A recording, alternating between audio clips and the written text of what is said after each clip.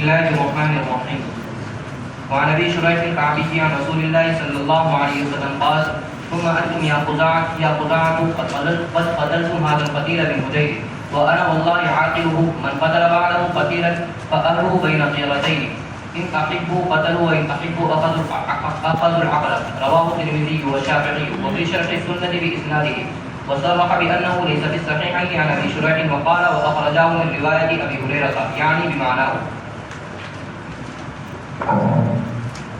وعن ابي شريح الكعبي رضي الله عنه عن رسول الله صلى الله عليه وسلم قال: ثم انتم يا خزاعة قد قتلتم هذا القتيل من هذيل، وانا والله عاقله من قتل بعده قتيلا فاهله بين خيارتين، ان احبوا قتلوا وان احبوا اخذوا العقل. قبیلہ خزاعہ اور قبیلہ ہذیل میں زمانہ جاہلیت سے لڑائی چلی آ رہی تھی، اور قبیلہ ہذیل کے لوگوں نے قبیلہ خزاعہ کے ایک آدمی کو زمانہ جاہلیت میں قتل کر دیا تھا، ان کا قابو چل گیا تھا. اس لیے قبیلہ ہذیل کے لوگوں نے قبیلہ خزاعہ کے ایک آدمی کو قتل کر دیا. پھر اللہ رب العزت نے ان لوگوں کو ایمان کی دولت برہمت فرما دی، ایمان لے کر آ گئے. ایمان لانے کے بعد جب یہ حجۃ الوداع کا فتح مکہ کا موقع آیا، یہ جو روایت ہے یہ فتح مکہ کے موقع کی ہے، اور حضور پاک علیہ السلام نے اس وقت ایک طویل خطبہ دیا تھا. یہ روایت اس خطبے کا ایک ٹکڑا ہے. فتح مکہ کے موقع پر جو اللہ کے نبی علیہ السلام نے خطبہ دیا تھا یہ اس کا ایک ٹکڑا ہے. تو اس وقت قبیلہ خزاعہ اور قبیلہ ہذیل کے لوگ بھی تھے جو مسلمان ہو چکے تھے. حضرات صحابہ کرام رنجش چونکہ پہلے سے چلی آ رہی تھی، اور قبیلہ ہذیل کے لوگوں نے قبیلہ خزاعہ کے ایک آدمی کو قتل کر رکھا تھا. تو فتح مکہ کے موقع پر ان لوگوں کو موقع مل گیا اور خزاعہ کے لوگوں نے ہذیل کے ایک آدمی کو قتل کر دیا. اس وقت دونوں قبیلوں کے درمیان چونکہ ایک طرح کی لڑائی شروع ہو جانے کا پھر سے امکان ہوا، اس لیے حضور اکرم صلی اللہ علیہ وسلم نے قبیلہ خزاعہ والوں پر نکیر فرمائی. ایک تو اس وجہ سے کہ جاہلیت کے زمانے میں جو قتل ہوا تھا اس کا بدلہ اسلام کے بعد تھوڑی دیا جائے گا، کیونکہ جاہلیت کے زمانے کے جتنے قتل تھے اسلام نے ان سب کو ختم کیا.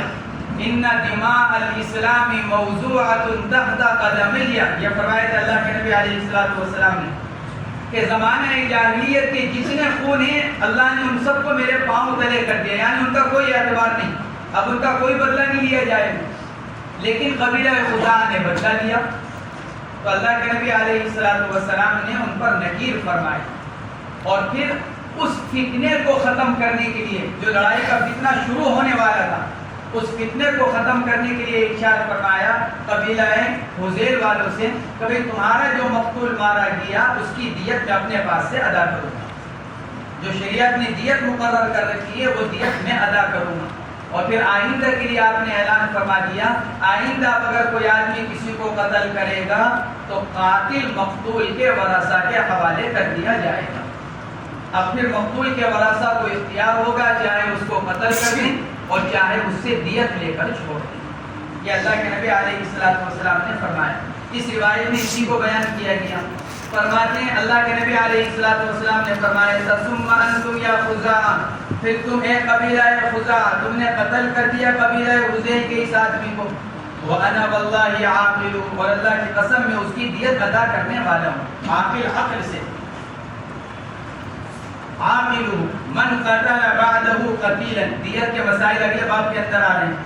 جس نے قتل کیا، کہ عاقلہ کس کو کہتے ہیں، دیت کیا واجب ہوگی، کس کے بدلے میں کتنی ہوگی، یہ اگلے باب کے اندر باب الدیات اگلا باب ہے.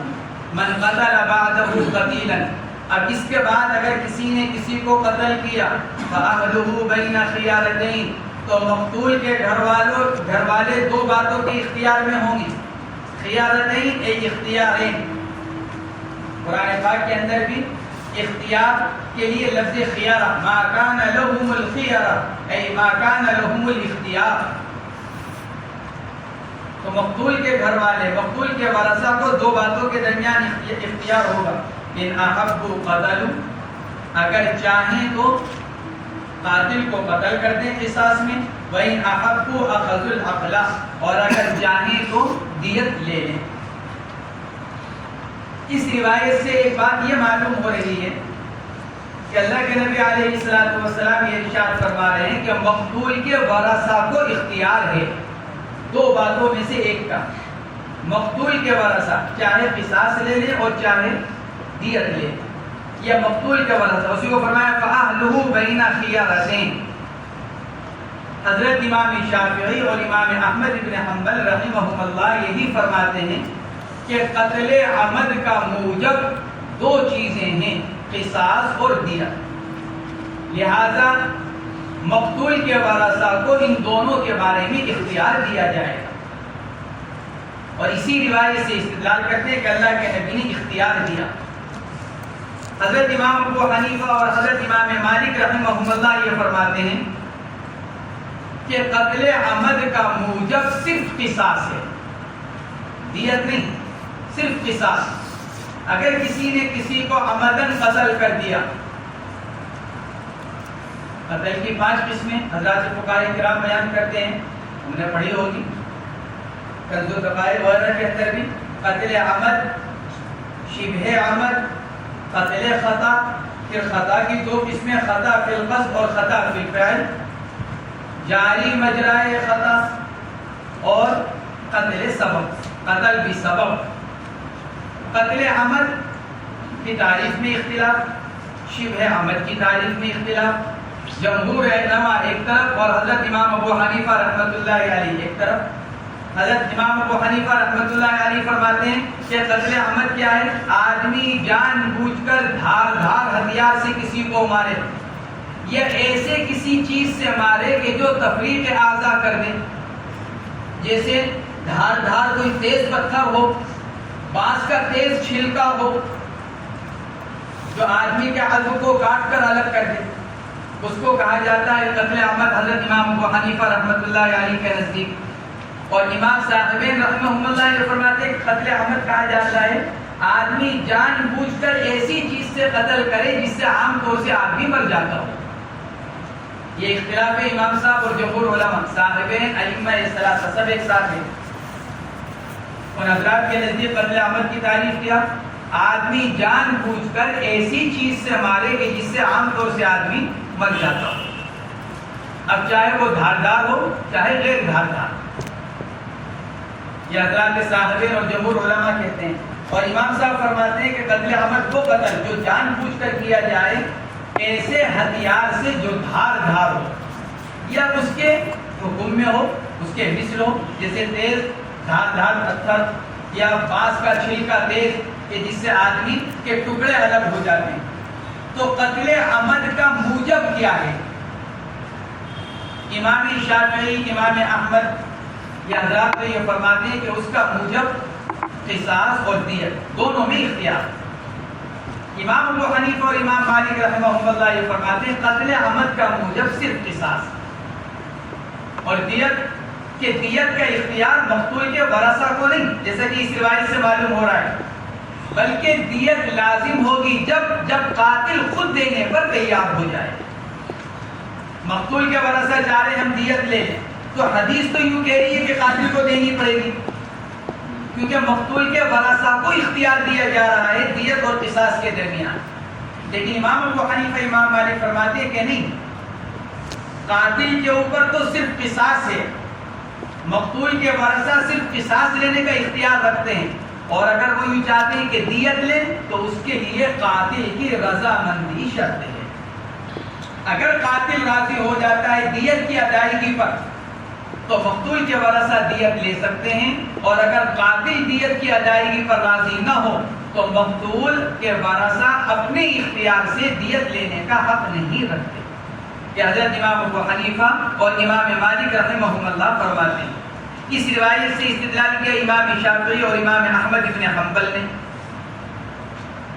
جو روایت ہے حضرت امام ابو حنیفہ اور امام مالک نے استدلال کیا قرآن پاک کی آیت یا ایھا الذین آمنوا کتب علیکم قصاص فی القتل. اللہ رب العزت نے یہاں قتل کی صورت میں صرف قصاص کے واجب ہونے کو بیان فرمایا. اگر دیت بھی ہوتی اس کو بھی بیان کیا جاتا. قرآن تو یوں کہہ رہا ہے اے ایمان والو تمہارے اوپر قصاص لازم کیا گیا، کتب علیکم القصاص فی القتل. اگر دیت بھی لازم ہوتی اور دیت کا اختیار مقتول کے ہی ورثہ کو ہوتا جیسے قصاص کا ہے، کیونکہ قصاص کے اندر تو حکم یہ کہ مقتول کے ورثہ قصاص لینا چاہیں تو یہ اختیار، اور اگر معاف کرنا چاہیں تو معاف ہو جائے. تو جب یہ بات ہے تو پھر دیت کا بھی یہی ہونا چاہیے تھا، دیت کو بھی بیان کیا جاتا قرآن پاک کے اندر، اور اللہ رب العزت نے اس کو بیان نہیں فرمایا.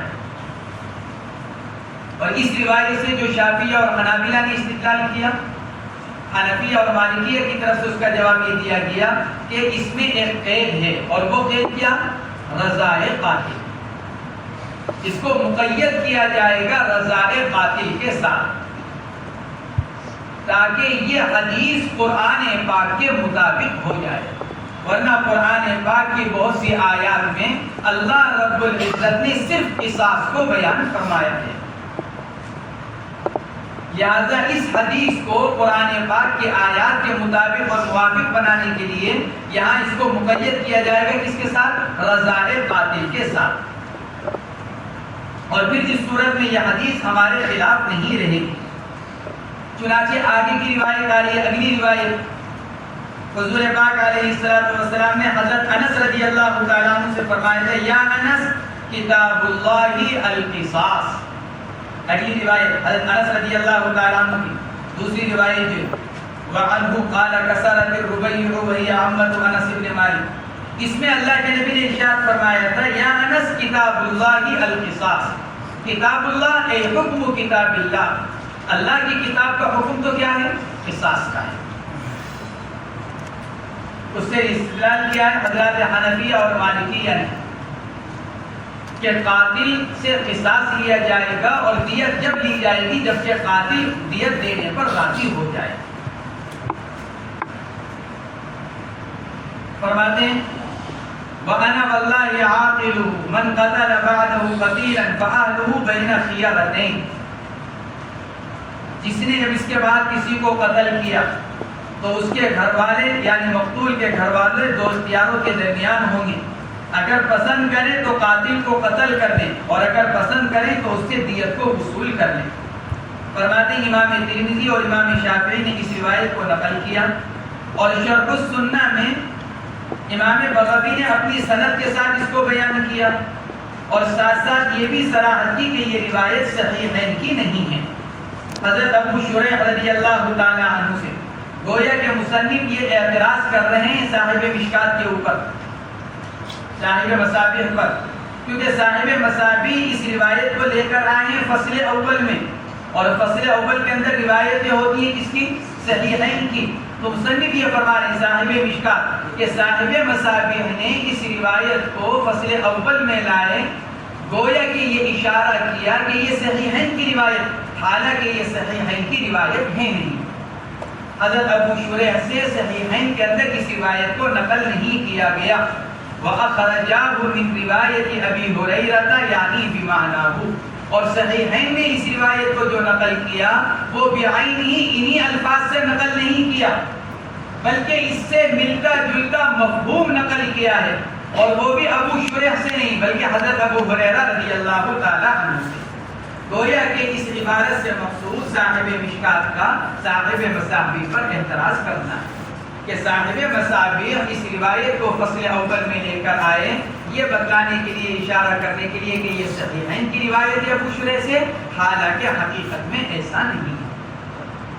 وعن انس رضی اللہ عنہ ان یہودیا رز رأس جاریۃ بین حجرین فقیل لها من فعل مثل هذا أفلان حتى سمي اليهودي فأومت برأسها فجيء باليهودي فاعترض وأمر به رسول الله صلى الله عليه وسلم فرز رأسه بالحجارة متفق عليه.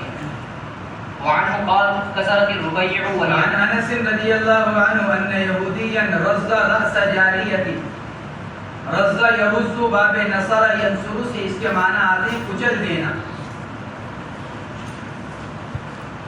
انس رضی اللہ تعالیٰ عنہ کی روایت ہے کہ ایک یہودی نے ایک لڑکی کا سر 2 پتھروں سے کچل دیا، یعنی 2 پتھر یوں لے کر اور اس کے سر کو دونوں طرف سے یوں مارا، یہاں تک کہ بالکل اس کا سر بالکل پچک گیا، وہ بالکل مرنے کے قریب ہو گئی۔ فقیل لها من فعل بك هذا، سر پر چوٹ لگنے کی وجہ سے بولنے سے بھی معذور ہو گئی اور مرنے کے بالکل قریب ہو گئی، بولنے کی طاقت نہیں رہی، تو لوگوں نے اس سے نام لے لے کر پوچھنا شروع کیا، تمہارے ساتھ فلاں نے یہ معاملہ کیا، فلاں نے یہ معاملہ کیا، کس نے کیا تمہارے ساتھ یہ معاملہ؟ من فعل بك هذا، تمہارے ساتھ یہ معاملہ کس نے کیا؟ افلان، یعنی لوگوں نے نام لینے شروع کیے جن جن کے بارے میں خیال ہو سکتا تھا کہ شاید اس نے یہ معاملہ کیا ہو۔ حتی سمی الیہودی، تو ہر مرتبہ یوں انکار پہ سر ہلاتی رہی، لیکن جب اس یہودی کا نام لیا گیا تو اس نے سر سے یوں اشارہ کیا کہ ہاں اسی نے کیا ہے۔ او معت برأسها، اس نے اشارہ کیا اپنے سر سے ہاں کا۔ فجیء بالیہودی، چنانچہ اس یہودی کو پکڑ کر لایا گیا، اس سے پوچھا گیا تم نے فلاں لڑکی کے ساتھ یہ معاملہ کیا؟ فاعترف، اس نے اعتراف کر لیا۔ امر به رسول اللہ صلی اللہ علیہ وسلم فرز رأسه بالحجارة، رز مجهول کا صیغہ رزا یرز سے، حضور پاک علیہ السلام نے اس کے بارے میں حکم فرمایا اور اس کے سر کو بھی پتھروں سے کچل دیا گیا۔ فرز رأسه بالحجارة، ایک مسئلہ تو اس سے یہ معلوم ہو گیا کہ اگر کوئی مرد کسی عورت کو قتل کرے تو قصاص میں مرد کو قتل کیا جائے گا، یعنی بدلے میں مرد کو مارا جائے گا۔ یہ نہیں کہ عورت کے بدلے میں مرد کو قتل نہیں کیا جائے گا، بلکہ عورت کے بدلے میں بھی مرد کو قتل کیا جائے گا، اور یہ اتفاقی مسئلہ ہے۔ تفصیل اس کی ماقبل میں گزر چکی ہے، جہاں ہمیں بتلایا جاتا ہے کہ قصاص کے اندر ذات انسانی کا لحاظ کیا جائے گا یا اوصاف انسانی کا لحاظ کیا جائے گا۔ بعض حضرات ذات لحاظی کا اعتبار کرتے ہیں اور بعض حضرات اوصاف انسانی کا اعتبار کرتے ہیں۔ تو فرز رأسه بالحجارة، یہاں ایک مسئلہ قتل بالمثقل کا نکلا، کیونکہ پتھر دھاردار ہتھیار نہیں ہے، مثقل بھاری ہتھیار، یعنی ایسا کہ جس کے اندر دھار نہ ہو اور جس کے مارنے سے آدمی کے اعضاء نہ کٹتے ہوں، ایسی چیز سے مارنے کو قتل بالمثقل کہا جاتا ہے، جیسے لاٹھی، ڈنڈا، پتھر، اس سے کسی کو مارا اور وہ مر گیا تو یہ قتل بالمثقل کہلاتا ہے۔ قتل بالمثقل میں کیا حکم ہے؟ اس میں اختلاف ہوا۔ یہ روایت تو یہ بتلا رہی ہے کہ قتل بالمثقل میں قصاص ہے، کیونکہ اس یہودی نے پتھر سے مارا تھا اس کے سر پر، تو اس کو بھی بدلے میں پتھروں سے مار کر قتل کر دیا گیا۔ اس روایت سے تو یہ معلوم ہوا کہ قتل بالمثقل میں قصاص ہے۔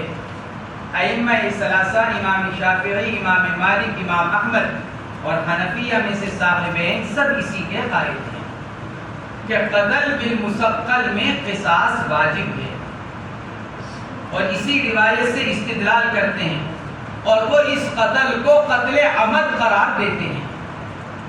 حضرات جمہور علماء اس قتل کو قتل عمد قرار دیتے ہیں۔ حضرت امام ابو حنیفہ رحمۃ اللہ علیہ اس قتل کو شبہ عمد قرار دیتے ہیں، اس قتل کو شبہ عمد قرار دیتے ہیں۔ شبہ عمد وہ قتل جو جان بوجھ کر تو کیا جائے لیکن غیر دھاردار ہتھیار سے ہو۔ امام ابو حنیفہ کے نزدیک شبہ عمد کی تعریف کیا؟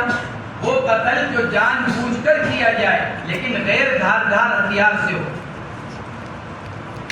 اور صاحبین اور جمہور علماء کے نزدیک شبہ عمد وہ قتل جو جان بوجھ کر کیا جائے ایسے ہتھیار سے جس سے عام طور سے آدمی نہ مرتا ہو۔ اس قتل کو جمہور علماء عمد قرار دیتے ہیں، اوپر پہلی قسم، اور امام صاحب شبہ عمد قرار دیتے ہیں۔ کیونکہ قتل کی قسم میں اختلاف ہوا کہ یہ قتل کی کون سی قسم میں آیا۔ جمہور نے اس کو عمد میں کہا، اس لیے وہ قصاص کے قائل ہوئے۔ امام صاحب نے اس کو شبہ عمد کہا، اس لیے وہ دیت کے قائل ہوئے۔ قصاص کے قائل نہیں. امام ابو حنیفہ قتل بالمثقل میں قصاص کے قائل نہیں ہیں. اس روایت سے استدلال کیا ہے جمہور علماء نے کہ حضور پاک علیہ السلام نے اس یہودی کو قتل کیا. حضرت امام ابو حنیفہ رحمۃ اللہ علیہ نے اگلا جو باب آ رہا ہے باب الدیات، اس کی فصل ثانی کی پہلی روایت سے استدلال کیا. الا ان دیت الخطا شبہ العمد. آپ نے وہاں قتل خطا کی دیت کو قتل شبہ عمد کے برابر قرار دیا. الا ان دیت الخطا شبہ العمد ما کان بالصوت والعصا. وہ قتل جو لاٹھی اور پتھر کے ذریعے سے ہو. یہ روایت آ رہی ہے. اس روایت سے حضرت امام ابو حنیفہ رحمۃ اللہ علیہ نے استدلال کیا اور یہ فرماتے ہیں کہ اس روایت میں فرمایا گیا ما کان بالصوت والعصا، اور وہاں لاٹھی کے درمیان، پتھر کے درمیان، کوڑے کے درمیان کوئی فرق نہیں کیا جا رہا ہے. لہذا چھوٹی بڑی لاٹھی کا اس کا کوئی فرق نہیں ہوگا. یہ حضرت امام ابو حنیفہ رحمۃ اللہ علیہ فرماتے ہیں. اور دوسرا جواب حنفیہ کی طرف سے اس روایت کا جواب ایک تو یہ دیا گیا کہ یہاں حضور پاک علیہ السلام نے جو یہودی کو قتل کیا وہ حدن اور قصاصن نہیں تھا، بلکہ وہ سیاستن تھا. وقتی وجوہات کی بنا پر اللہ کے نبی علیہ السلام نے یہ یہودی کو اس لڑکی کے بدلے میں جو قتل کروایا وہ قصاصن نہیں بلکہ سیاستن تھا. آگے کے سد باب کے لیے اور سیاستن کسی عمل کا کرنا یا کسی سزا کا دینا یہ امام کی رائے پر موقوف رہتا ہے. امام صاحب کی طرف سے یہ جواب دیا گیا. اور دوسرا جواب امام صاحب کی طرف سے اس کا یہ دیا گیا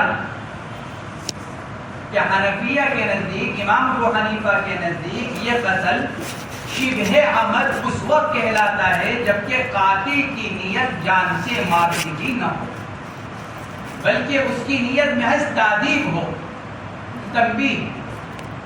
اور اگر اس طرح پتھر سے اس طرح مارتے وقت قاتل کی نیت ہی جان سے مارنے کی ہے تو پھر امام صاحب کے نزدیک بھی وہ قتل عمد بن جاتا ہے. اور یہاں یہودی کا ارادہ اور اس کی نیت یہی تھی، اس لیے یہ قتل بھی امام صاحب کے مذہب پر اور ان کی رائے پر شبہ عمد نہیں رہا بلکہ وہ بھی عمد میں داخل ہو گیا. دوسرا جواب یہ دیا گیا. بات سمجھ آئی؟ امام صاحب جو یوں کہتے ہیں کہ قتل بالمثقل شبہ عمد ہے، وہ اس وقت ہے جبکہ مارنے والے کی نیت جان سے مارنا نہ ہو. اگر مارنے والے کی نیت جان سے مارنے کی ہو مثقل کے ذریعے سے تو پھر وہ قتل بالمثقل بھی عمد میں آ جائے گا. اور یہاں ایسا ہی تھا، یہاں ایسا ہی تھا. اس یہودی کی نیت نہیں کی تھی، اس کو جان سے ہی مارنے کی تھی، اس لیے امام صاحب کے نزدیک بھی یہ قتل عمد بن گیا. اور جب یہ قتل عمد بن گیا تو اس میں قصاص لے لیا گیا. پھر یہ روایت ہمارے خلاف ہی نہیں ہے تو اس کے جواب دینے کی ضرورت پیش آئے. یہ دوسرا جواب علامہ عینی رحمۃ اللہ علیہ نے نقل کیا اور علامہ شامی رحمۃ اللہ علیہ نے بھی بعض حضرات سے فتاوی شامی کے اندر اس بات کو نقل فرمایا. تو فرماتے ہیں فاعترف وامر به رسول اللہ صلی اللہ علیہ وسلم فرز رأسه بالحجارة. ایک مسئلہ اور ہے اس حدیث کے تحت، اور وہ مسئلہ یہ کہ قصاص میں مساوات ہے یا نہیں. مساوات کا مطلب یہ کہ قاتل نے جس طرح سے مارا ہے کیا اس کو بھی اسی طرح مارا جائے گا. ایک آدمی نے دوسرے کو جس طرح مارا ہے تو کیا مقتول کے بدلے میں قاتل کو اسی طرح مارا جائے گا. یہ روایت تو کہہ رہی ہے کہ جی ہاں، اس لیے کہ یہودی نے پتھروں سے کچلا تھا اس کے سر، اللہ کے نبی نے جواب میں یہودی کے سر کو بھی پتھروں سے کچلوایا. فَرُزَّ رَأْسُهُ بِالْحِجَارَةِ. اس روایت سے تو یہی معلوم ہو رہا ہے. امام مالک اور امام شافعی رحمۃ اللہ علیہ اسی کے قائل ہیں کہ قصاص میں مساوات. امام شافعی اور امام مالک. امام ابو حنیفہ اور امام احمد رحمہ اللہ یہ فرماتے ہیں کہ قصاص تو صرف تلوار کے ذریعے سے ہے. قاتل نے چاہے جس طرح مارا ہو، اگر قصاص میں قاتل کو قتل کیا جا رہا ہے تو پھر اس کو بدلے میں قتل بذریعہ تلوار کیا جائے گا.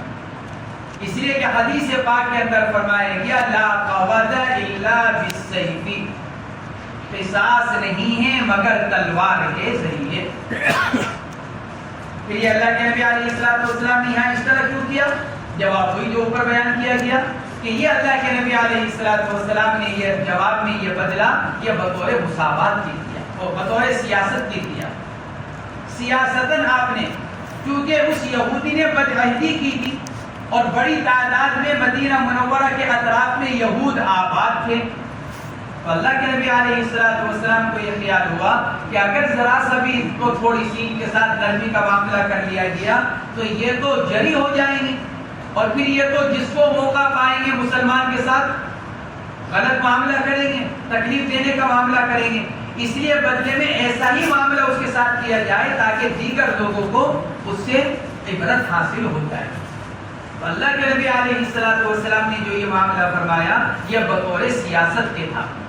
سیاستاً یہ معاملہ فرمایا گیا، یہ حداً اور قصاصاً یہ معاملہ نہیں کیا گیا. وعنه قال كسرت الربيع وهي عمة أنس بن مالك ثنية جارية من الأنصار فأتاه النبي صلى الله عليه وسلم فأمر بالقصاص فقال أنس بن النضر عم أنس بن مالك لا والله لا تكسر ثنيتها يا رسول الله. فقال رسول الله صلى الله عليه وسلم يا أنس كتاب الله القصاص فرضي القوم وقبلوا الأرشد. فقال رسول الله صلى الله عليه وسلم إن من عباد الله من لو أقسم على الله لأبرأه. متفق عليه. یہ روایت حضرت انس رضی اللہ تعالی عنہ سے فرماتے ہیں ربیع حضرت انس ابن مالک رضی اللہ تعالی عنہ کی پھوپھی یعنی والد کی بہن، نظر دادا ہیں، ان کے ایک بیٹے ہیں مالک جن کے بیٹے حضرت انس، نظر کے دوسرے بیٹے ہیں ان کا نام بھی انس، یعنی انس پوتے کا بھی نام ہے نظر کے اور بیٹے کا بھی نام ہے. اور مالک اور انس کی ایک بہن ان کا نام ربیع جو حضرت انس ابن مالک کی پھوپھی. تو یہاں تین نام ہوئے، ربیع، انس ابن مالک، انس ابن نضر. انس ابن نضر انس ابن مالک کے چچا، گویا کے چچا بھتیجے دونوں کا نام انس، چچا بھتیجے دونوں کا نام انس. فرماتے ہیں حضرت انس رضی اللہ تعالی عنہ ربیع اور یہ انس ابن مالک کی پھوپھی ہیں، انہوں نے ثنیۃ جاریۃ من الانصار، انہوں نے کیا کیا؟ توڑ دیا انصار کی ایک لڑکی کا دانت. جاریہ سے مراد لڑکی، اس کا دانت توڑ دیا. لڑائی ہو گئی، کچھ مارا، کیا ہوا؟ دانت ٹوٹ گیا. فأتوا النبي صلی اللہ علیہ وسلم، وہ لوگ حضور پاک علیہ السلام کے پاس آئے. فأمر بالقصاص، آپ علیہ السلام نے قصاص کا حکم فرمایا. بدلہ، قصاص بمعنی بدلہ، آپ نے بدلے کا حکم فرمایا کہ ٹھیک ہے بدلہ دلوایا جائے. فقال انس بن النضر، انس ابن نضر جو انس ابن مالک رضی اللہ تعالی عنہ کے چچا ہیں، چونکہ ان کی بہن کا معاملہ ہوا، ربیع ان کی بہن ہے انس ابن نضر کی، تو انس ابن نضر نے اللہ کے نبی علیہ السلام کے اس جواب کو سن کر فوراً کہا لا واللہ لا تکسر ثنیتها، نہیں اللہ کی قسم میری بہن کا دانت نہیں توڑا جائے گا. لا واللہ لا تکسر ثنیتها یا رسول اللہ، بہن کا دانت نہیں توڑا جائے گا یا رسول اللہ.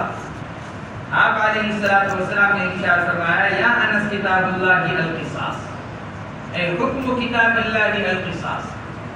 آپ علیہ الصلوۃ والسلام نے ارشاد فرمایا انس اللہ کی کتاب کا حکم تو قصاص. پھر اس کے بعد ان لوگوں نے جا کر ان سے بات کی جن کی لڑکی کا دانت توڑا تھا حضرت ربیہ نے. فرضی القوم وقبلوا العرش. اس لڑکی کے گھر والے راضی ہو گئے کس پر؟ تاوان کے لینے پر. کہ شریعت نے جو تاوان رکھا ہے دانت کے توڑنے کا ہم وہ تاوان لینے کے لیے تیار ہیں. حضور پاک علیہ الصلوۃ والسلام کو جب اس کی اطلاع ملی آپ نے بطور تعریف کے ارشاد فرمایا ان من عباد اللہ من لو اقسم علی اللہ لابرہ. اللہ کے بعض بندے ایسے ہیں کہ اگر وہ اللہ پر قسم کھا لیں تو اللہ ان کو قسم میں بری کر دے, یعنی ان کو خالص نہ ہونے دے. انس نے قسم کھا لی کہ اللہ کی قسم دانت نہیں توڑا جائے گا تو اللہ نے ان کو ان کی قسم میں بری کر دیا, دانت نہیں توڑا دیا. تو اللہ کے بعض بندے ایسے گویا کہ اللہ کے نبی نے ان کی تعریف ارشاد فرمائی. لیکن سوال یہاں پر یہ پیدا ہوتا ہے کہ حضرت انس ابن نضر رضی اللہ تعالی عنہ حضور اکرم صلی اللہ تعالی علیہ وسلم کی بات کے رد کر رہے ہیں, اس کی کاٹ کر رہے ہیں. اللہ کے نبی نے تو حکم فرمایا تھا قصاص کا, بدلے کا, اور انس ابن نضر کیا کہہ رہے ہیں لا تکسر ثنیتها, کہنے کی دانت نہیں توڑا جائے گا. تو یہ تو حضرت انس ابن نضر رضی اللہ تعالی عنہ کی طرف سے حضور اکرم صلی اللہ تعالی علیہ وسلم کی بات کا رد کرنا ہو گیا, جو ایک صحابی کی شان سے لائق نہیں ہے اور تصور بھی نہیں کیا جا سکتا. تو اس کا ایک جواب تو یہ دیا گیا لا تکسر ثنیتها, یہ انس ابن نضر کی طرف سے ایک درخواست کے درجے میں ہے. اللہ کے نبی ان کا دانت نہ توڑا جائے, اور لفظ واللہ کو صرف اپنی کلام کی تاکید کے لیے لے کر آئے. جیسے آدمی کے اوپر جب ایک دم بڑی مصیبت پڑتی ہے اور اس کو جس سے اس بات کی قطعی امید ہوتی ہے کہ وہ میرا کام کر دے گا, تو وہ بعض اوقات مجبور آدمی کیا کرتا ہے قسم کھا کر ارے اللہ کی قسم ایسا نہ ہونا چاہیے, ارے اللہ کی قسم ایسا نہیں ہونا چاہیے ورنہ بڑی بے عزتی ہو جائے گی. تو حضرت انس ابن نضر رضی اللہ تعالی عنہ کا مقصد بھی اللہ کے نبی علیہ السلام سے درخواست کی اور لفظ واللہ سے صرف اس کو مؤکد کیا اپنی درخواست کو. اور دوسرا جواب یہ دیا گیا کہ واللہ لا تکسر ثنیتها سے مقصود حضرت انس ابن نضر رضی اللہ تعالی عنہ کا وہ یہ تھا کہ حضور پاک علیہ السلام ذرا ان کے اس جملے کو سن کر لڑکی کے ورثہ اور گھر والوں سے ان کے حق میں سفارش فرمائے. ارے بھائی دیکھو وہ تو تیار نہیں ہو رہے ہیں قصاص دینے پر, چلو تم ہی ایسا کر لو کہ دیت لے لو. گویا کہ حضرت انس رضی اللہ تعالیٰ عنہ کا مقصود کیا تھا کہ اللہ کے نبی علیہ السلام ان کے گھر والوں کے حق میں انصار کے لوگوں سے سفارش فرمائے. یہ حضرت انس ابن نضر رضی اللہ تعالی عنہ کا مقصد تھا حضور پاک علیہ السلام سے یہ کہنے کے بارے میں کہ اللہ کے نبی ان سے تاوان لینے کی سفارش فرمائے. اور تیسری بات یہ ہے کہ حضرت انس ابن نضر رضی اللہ تعالی عنہ نے شاید یہ سمجھا کہ جس طرح جان کے بدلے میں قصاص اور دیت دونوں ہوتی ہیں, جمہور کے نزدیک مقتول کے ورثہ کو اختیار اور امام ابو حنیفہ کے نزدیک قاتل کی رضا سے, تو حضرت انس ابن نضر یہ سمجھے تھے کہ شاید جس طرح جان کے اندر دیت دی جاتی ہے یعنی مقتول کے ورثہ دے سکتے ہیں, اسی طرح شاید کسی عضو کا نقصان کرنے کی صورت میں بھی کیا ہے مارنے والے کے ورثہ کو دیت دینے کا اختیار ہوگا. وہ یہ سمجھے, ان کا یہ گمان تھا, تو انہوں نے اس گمان پر یہ کہا کہ جی دانت نہیں توڑا جائے گا, ہم اس کی دیت دیں گے, جو اس کا تاوان ہوگا وہ دیں گے. جیسے جان کے بدلے میں قاتل دیت دینے پر تیار ہو جائے تو دیت دی جائے گی, مقتول کے ورثہ تیار ہو جائے قاتل دینے کو تیار ہو تو دیت پر معاملہ ہو جائے گا. تو حضرت انس بن نضر رضی اللہ تعالی عنہ یہ سمجھے تھے اور یہ ان کا گمان یہ ہوا تھا کہ جس طرح وہاں دیت دی جاتی ہے مالی تاوان، اسی طرح یہاں پر بھی مالی تاوان دے کر معاملہ ختم کیا جا سکتا ہے۔ اس لیے انہوں نے یہ جملہ عرض کیا تھا حضور پاک علیہ السلام سے۔ ان کا مقصود نعوذ باللہ اللہ کے نبی علیہ السلام کی بات کا انکار نہیں تھا۔ وعن ابي جحيفة رضي الله عنه قال سألت عليا هل عندكم شيء ليس في القرآن فقال والذي خلق الحبة وبرأ النسمة ما عندنا إلا ما في القرآن إلا فهما يعطى رجل في كتابه وما في الصحيفة قلت وما في الصحيفة قال العدل وفكاك الأسير وألا يقتل مسلم بكافر رواه البخاري وذكر حديث مسعود لا تقتل نفس ظلما في كتاب العلم۔ حضرت ابو جحیفہ رضی اللہ تعالی عنہ فرماتے ہیں کہ میں نے حضرت علی رضی اللہ تعالی عنہ سے معلوم کیا حل عندکم شیء لیس فی القرآن، حضرت کیا آپ کے پاس کچھ ایسا علم بھی ہے جو قرآن میں نہیں ہے؟ اس سوال کی ضرورت کیوں پیش آئی؟ بعض حضرات میں تو لکھا ہے کہ ایک آدمی تھا عبداللہ ابن سبا جو یہودی تھا، پھر وہ منافق یعنی دکھاوے کا مسلمان ہو گیا لیکن تھا وہ منافق۔ حضرت علی رضی اللہ تعالیٰ عنہ سے اس کو کچھ محبت تھی زیادہ، ان کے بارے میں بعض بے سر و پیر کی باتیں کہتا رہتا تھا ان کی محبت میں۔ انہی باتوں میں سے وہ ایک بات لوگوں کے درمیان میں یہ چلاتا تھا، ارے بھائی علی کو تو حضور پاک علیہ السلام نے کچھ مخصوص علوم سے نواز رکھا ہے، کچھ وہ علوم جو اور صحابہ کے پاس نہیں ہیں وہ اللہ کے نبی نے کس کو دے رکھے ہیں؟ حضرت علی رضی اللہ تعالیٰ عنہ کو دے رکھے ہیں۔ جیسا کہ روافض یہی عقیدہ رکھتے ہیں، تو یہ وہاں سے چلا ہے عبداللہ ابن سبا سے جو یہودی تھا اصلا اور پھر منافق ہو گیا تھا۔ اس لیے حضرت ابو جحیفہ نے حضرت علی سے سوال کیا حضرت کیا آپ کے پاس کوئی مخصوص علم ہے؟ تو حضرت علی رضی اللہ تعالیٰ عنہ نے انکار فرما دیا، گویا کہ اس زعم باطل کو ختم کر دیا جو اس کا گمان تھا عبداللہ ابن سبا کا۔ حضرت علی رضی اللہ تعالیٰ عنہ نے خود اس کو ختم فرما دیا۔ بعض حضرات یہ کہتے ہیں کہ حضرت علی رضی اللہ تعالیٰ عنہ چونکہ قرآن پاک کے دقائق، نکات، معارف اور صحابہ کرام سے زیادہ بیان کیا کرتے تھے، اور کسی صحابی نے کوئی آیت پڑھی اس پر کچھ بیان کیا، حضرت علی رضی اللہ تعالیٰ عنہ اس سے کئی گنا زیادہ بیان کر دیا کرتے تھے اس آیت کے اوپر، اس سے مستخرج مسائل، مستنبط باتیں، باریک باتیں، نادر باتیں۔ حضرت علی رضی اللہ تعالیٰ عنہ قرآن کے بارے میں معارف، نکات، دقائق زیادہ بیان کیا کرتے، جس کی وجہ سے بعض لوگوں کو یہ خیال ہونے لگا کہ شاید حضرت علی کے پاس کچھ اور بھی علم ہے جو اور کسی کے پاس نہیں۔ اس لیے حضرت علی سے یہ سوال کرنے کی نوبت آئی، هل عندکم شیء من القرآن، کیا آپ کے پاس کچھ ایسا علم ہے جو قرآن میں نہیں؟ شیء لیس فی القرآن، فقال والذی خلق الحب وبرأ النسمہ، فرمایا قسم ہے اس ذات پاک کی جو دانے کو اگاتا ہے اور جان کو پیدا کرتا ہے، نباتات اور حیوانات، کیونکہ نمو انہی دو کے اندر پایا جاتا ہے، نباتات اور حیوانات انہی دو کے اندر نمو پایا جاتا ہے، اور جو تیسری قسم ہے جماعت پتھر، لوہا، یہ تو جتنا پڑا ہے اتنا ہی رہے گا۔ یہ نہیں کہ آپ نے ایک مہینہ پہلے لوہے کا 1 فٹ کا ٹکڑا ڈالا تھا اور وہ 1 مہینے بعد بڑھتے بڑھتے 1.5 فٹ کا ہو گیا۔ جمادات کے اندر نمو نہیں پایا جاتا، ہاں نباتات کے اندر نمو پایا جاتا ہے، بڑھوتری، اور حیوانات کے اندر بڑھوتری پائی جاتی ہے۔ اس لیے ان دو کی قسم کھائی، والذی خلق الحب وبرأ النسمہ، نسمہ روح، جان، ما عندنا الا ما فی القرآن، نہیں ہے ہمارے پاس کوئی علم مگر وہی جو قرآن میں ہے۔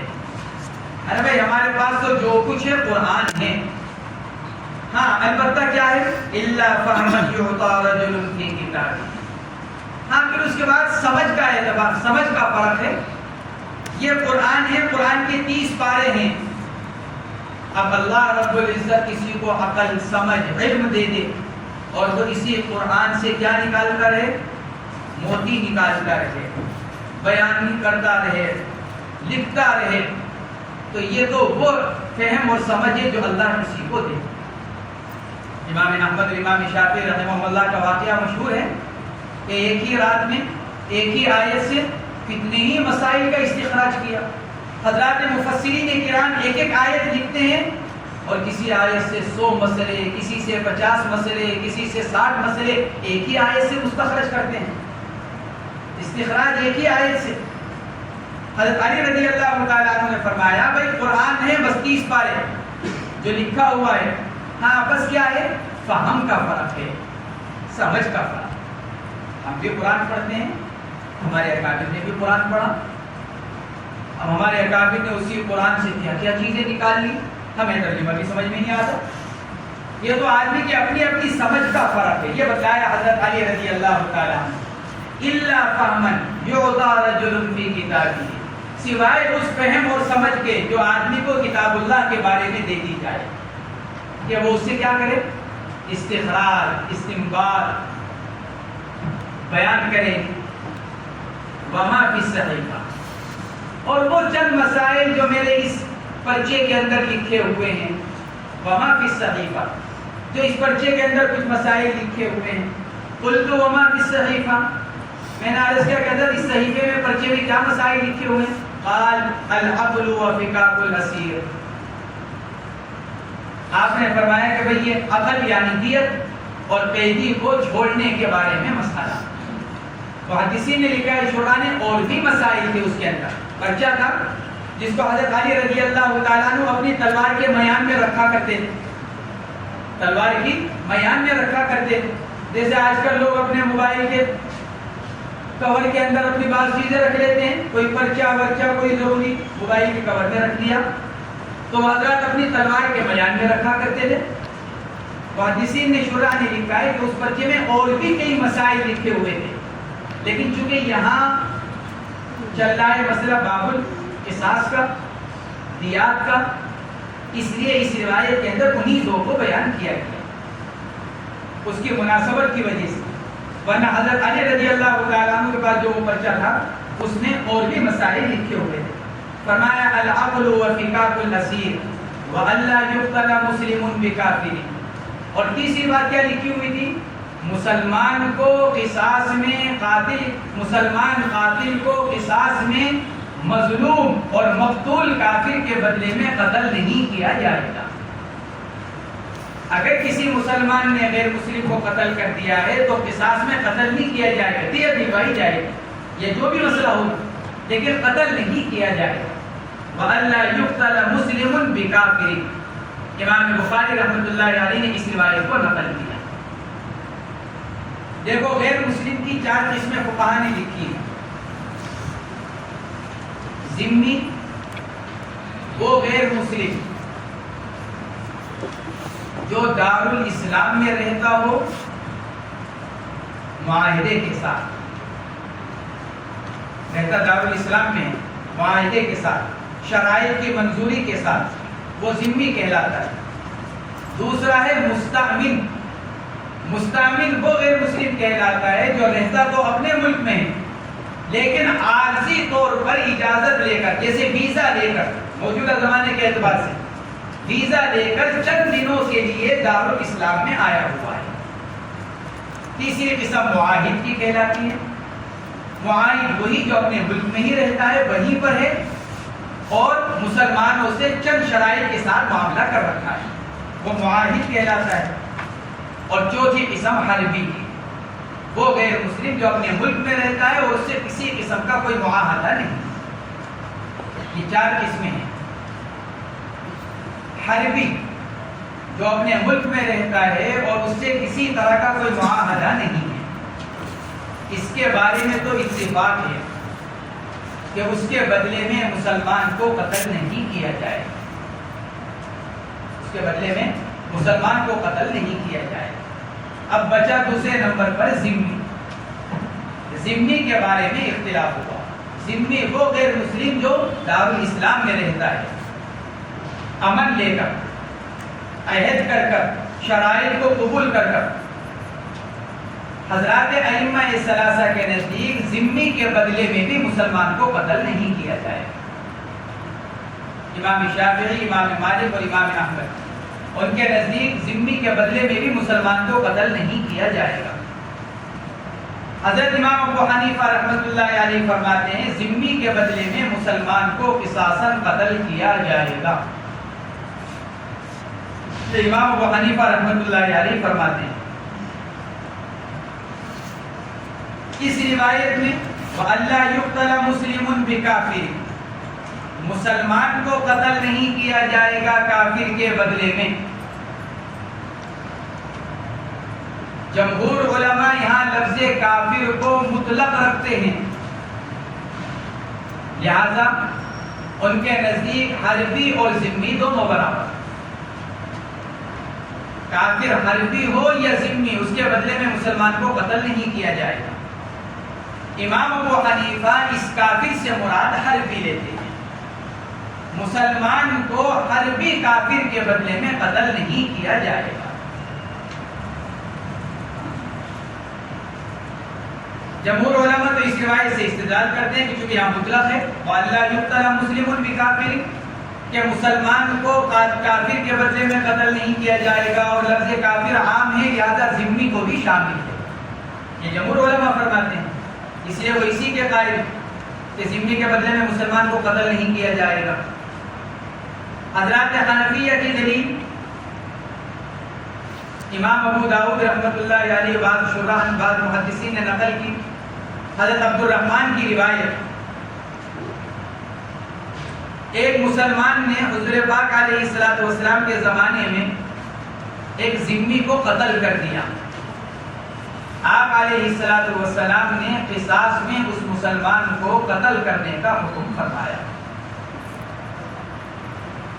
جمہور علماء کی طرف سے اس روایت کی سند پر کلام کیا گیا، اور اس کے بارے میں یہ کہا گیا کہ وہ روایت بالکل ضعیف ہے سند کے اعتبار سے۔ علامہ ظفر احمد عثمانی رحمۃ اللہ علیہ نے اعلاء السنن میں اس کا جواب یہ دیا، یہی روایت امام ابو داؤد نے مراسیل ابو داؤد میں سند حسن کے ساتھ بیان فرمائی۔ یہی روایت امام ابو داؤد نے اپنی مراسیل میں صحیح سند کے ساتھ روایت کو نقل کیا، لہذا یہ روایت قابل استدلال ہے۔ نیز حضرات خلفاء راشدین حضرت عمر رضی اللہ تعالیٰ عنہ کے دور خلافت میں بھی اس طرح کا واقعہ پیش آیا، ایک مسلمان نے ایک ذمی کو قتل کر دیا۔ کوفہ کا ایک شہر ہے، کوفہ کے قریب حیرہ نام کا، وہاں ایک مسلمان نے ایک ذمی کو قتل کر دیا۔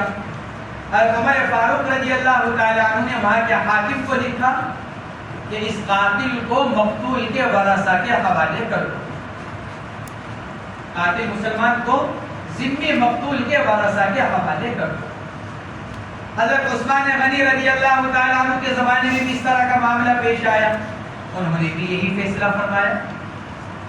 حضرت علی رضی اللہ تعالیٰ عنہ کے زمانے میں بھی اس طرح کا واقعہ پیش آیا کہ ایک مسلمان نے ایک ذمی کو قتل کر دیا، حضرت علی رضی اللہ تعالیٰ عنہ نے بھی قصاص کا فیصلہ فرمایا۔ مقتول کے بھائی نے آ کر کہا کہ حضرت ہم قصاص کو معاف کرتے ہیں، ہم دیت لینے پر راضی ہیں۔ فرمایا تمہارے اوپر زبردستی تو نہیں کی گئی کیونکہ تم ذمی ہو سکتا ہے تمہیں دبا لیا گیا ہو۔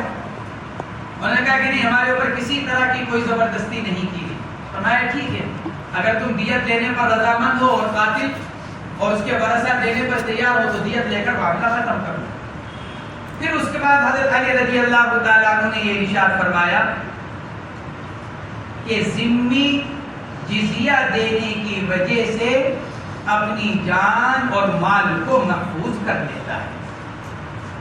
جب ذمی نے جزیہ دے کر رہنا منظور کر لیا تو پھر اس کے ذریعے سے وہ اپنی جان اور مال کو کیا کر لیتا ہے؟ محفوظ کر لیتا ہے۔ تو گویا کہ ایک محفوظ جان کو ختم کیا گیا، اس لیے اس کا قصاص دلوایا جائے گا۔ حضرات حنفیہ یہ کہتے ہیں دیکھو یہ روایت بھی حضرت علی کی، وعن ابی جحیفہ قال سألت علیہ، یہ روایت بھی حضرت علی کی، اور وہ روایت بھی حضرت علی کی جس کے بارے میں یہ ارشاد فرما رہے ہیں کہ ذمہ جزیہ دینے کی وجہ سے محفوظ الدم ہو جاتا ہے. ہم نے جو کہا کہ اس روایت میں کافر سے مراد کون ہے؟ حربی. ذمہ مراد نہیں ہے. حضرت علی رضی اللہ تعالیٰ عنہ کی اس روایت سے ہماری بات کی تائید ہوتی ہے، کیونکہ ذمہ کے بارے میں خود حضرت علی یوں کہہ رہے ہیں وہ محفوظ الدم ہے. جب وہ محفوظ الدم ہے تو پھر یہاں کافر سے ذمہ مراد ہو ہی نہیں سکتا. میری بات سمجھ آئی؟ جب حضرت علی رضی اللہ تعالیٰ عنہ خود یہ فرما رہے ہیں کہ ذمہ جزیہ دینے کی وجہ سے محفوظ الدم ہو چکا ہے، محفوظ المال ہو چکا ہے، تو پھر یہاں اللہ یقتل مسلم بکافر کے اندر کافر سے مراد حربی ہوگا، ذمہ نہیں ہوگا. ورنہ حضرت علی رضی اللہ تعالیٰ عنہ کی یہ دونوں روایتیں آپس میں متضاد ہو جائیں. ایک جواب علامہ انور شاہ صاحب کشمیری رحمت اللہ علیہ نے علامہ عینی رحمت اللہ علیہ سے نقل کیا. علامہ عینی رحمت اللہ علیہ فرماتے ہیں اس حدیث میں وہ بات وہ مسئلہ بیان ہی نہیں کیا جا رہا ہے جس کے بارے میں ہم اور آپ بات کر رہے ہیں کہ بھئی اگر کوئی مسلمان کسی کافر کو قتل کر دے تو قصاص میں اس کو قتل نہیں کیا جائے گا. اس حدیث میں یہ مسئلہ ہے ہی نہیں. پھر کیا بیان کیا گیا؟ جی اس میں تو وہ بیان کیا جا رہا ہے جو ابھی اوپر ابو شریح کعبی کی روایت کے اندر گزرا. کیا؟ دیکھو بھائی اگر زمانہ جاہلیت میں کسی نے کسی کو قتل کر دیا تھا کفر کی حالت میں، اب اسلام لانے کے بعد اس کا بدلہ نہیں دلوایا جائے گا. وَأَلَّا يُقْتَلَ مُسْلِمٌ بِكَافِرٍ. قتل تو کیا تھا کب؟ کافر ہونے کی حالت میں. اب مسلمان ہو چکے ہیں، اب مسلمان ہو جانے کے بعد اب بدلہ نہیں دلوایا جائے گا، کیونکہ زمانہ کفر کے جتنے قتل کے مار کاٹ تھی اسلام آنے کے بعد وہ ساری کی ساری ختم کر دی گئی، وہ ساری بات ختم ہو گئی. لہذا کفر کے زمانے کا مارا ہوا اور کفر کے زمانے میں قتل کیے ہوئے کا اسلام لانے کے بعد بدلہ نہیں دلوایا جائے گا. یا علامہ عینی رحمت اللہ علیہ نے اس کا جواب اور اس کا مطلب یہ بیان کیا. علامہ انور شاہ صاحب کشمیری رحمت اللہ علیہ نے علامہ عینی سے اس کا یہ جواب نقل کیا. فرماتے ہیں اللہ یقتل مسلم بکافر، کہ نہیں قتل کیا جائے گا کسی مسلمان کو کافر کے بدلے میں. فرماتے ہیں یہ امام بخاری نے اس روایت کو نقل کیا اور عبداللہ ابن مسعود رضی اللہ تعالیٰ عنہ کی روایت کتاب العلم کے اندر نقل کی گئی. وہاں اس کے الفاظ ہیں لا تقتل نفس ظلما، تو لفظ نفس عام ہے، کسی نفس کو ظلمن قتل نہیں کیا جائے گا. وہاں اس کے ذہن میں اس کو بیان کیا گیا.